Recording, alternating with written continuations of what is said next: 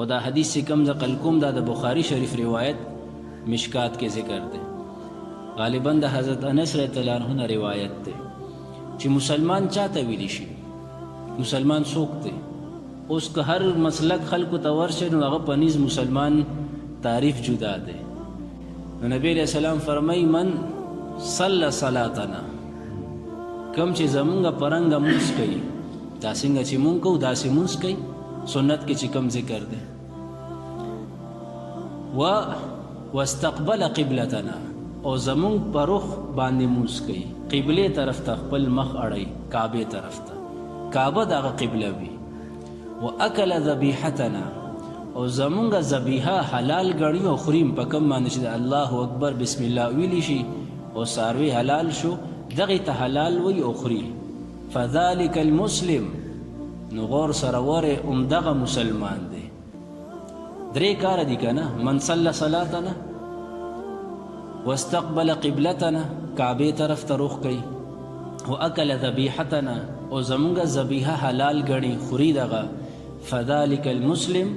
دغه مسلمان دی له ذمة الله و ذمة رسوله اوس غور سره وره دا کس د الله او دغه پر رسول په امان او حفاظت کې دی ځکه چې مسلمان دی تکلیف ورته نه رسوي فلا تخفر الله في ذمته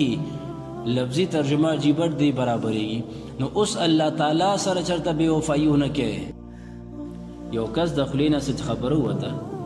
او خبره ډیر سخت کاری بظاهر بالکل مشرک کیږي په دې جملې باندې کافر کیږي مرتد کیږي ظاهر خو خطرناک دی مفتیان حضرات دا فرمای فقها اصول فقه کې لیکلي دي چې دغه خبره باندې به ډایرکټ فتوا نه لګوي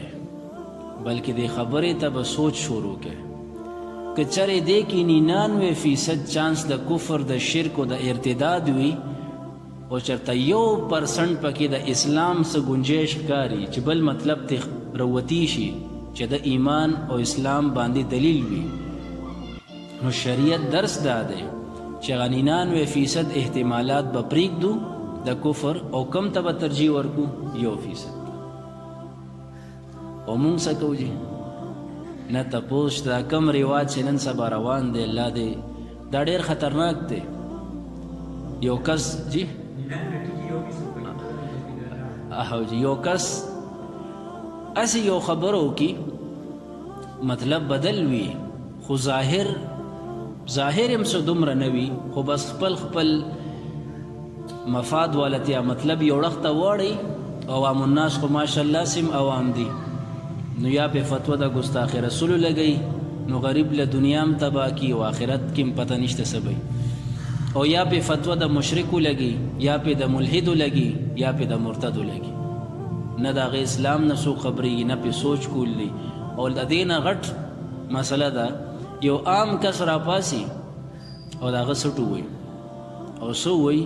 چې ما خو کدی کس بادو دا دغه غټ ظلم د پاسه شي عزیزانو کداغه هر چاته عہده ملو شي چې لکه کم کس مشرک دی یا کم کس گستاخ رسول دی او جرم ثابت شو ظاهر بس دا خو یو کس که چا سره سیم خاندانی دشمنی وي نو غټه فتوا پیو لګی دا وی گستاخ رسول دی بس د زر پر قتل روا شو بیا ابل په فتوا لګی دا مشرک دی بس قتل روا شو بیا دا مرتد شو دا سینه د عزیزانو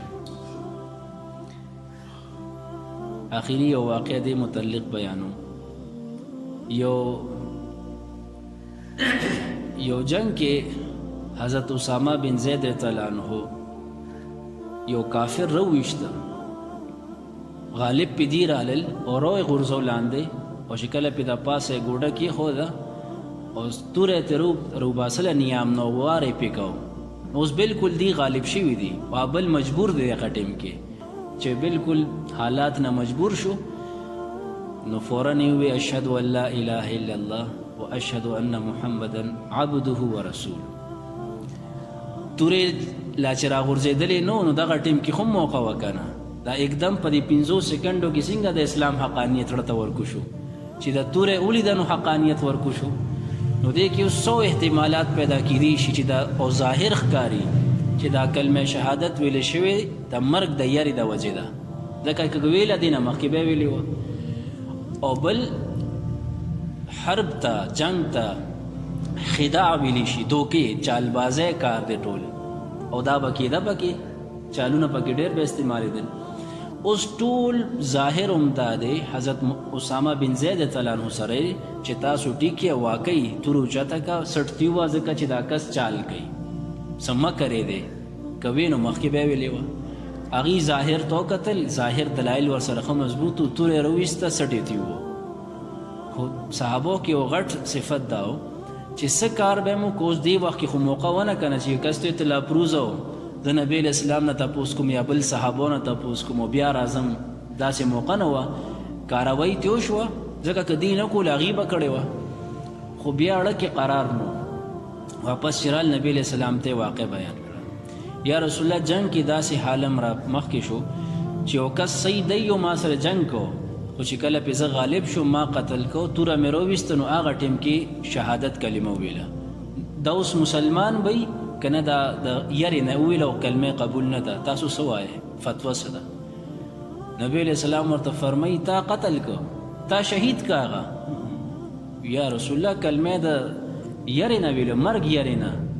وي. ښه و تا وله سینه شلولې وه، اړه دې وله روغ کې و، او بیا دې کتلو چې اړه کې واقعي اسلام کو شوی دی که د تورې د یارې نه وی. یا رسول الله دا خو مې نه دی کړی، اوس دې باندې خو زه قادر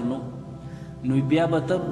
وماذا تصنع بکلمة لا اله الا الله، تا سره به د الله دربار کې څه ثبوتي؟ د هغه مقدمه خو ډېر مضبوط ده، هغه لا اله الا الله ویلي دي، د دې به څه جواب ورکې؟ وي دونه ځله نبی علیه السلام د دې تکرار وکړه، دونه ځله چې ما ارمان وکړه او ما ته داسې ګمان شو چې زما اوس که ډېر توبې مباسم توبه نه قبلېږي، دونه سنګین جرم وشو. او ما بیا ارزو او ارمان وکړه یا الله کاش دې نه پس مسلمان شوی وې، دې نه مخکې مسلمان زه نه وم. ولې؟ ځکه چې اسلام د خپل نه مخکې غټ نه غټ ګناه معاف کړي، حدیث مبارک کې دی. نو زه خو مسلمان یم اوس، او دا ګناه ما نه مسلمانۍ حالت کې وشوه، نو اوس خو ما ته جوړې بل لاره نه ښکاري، څنګه توبه وباسم؟ نو عزیزانو دغه واقعیت خو شته نه چېرته چا سیرت بیان که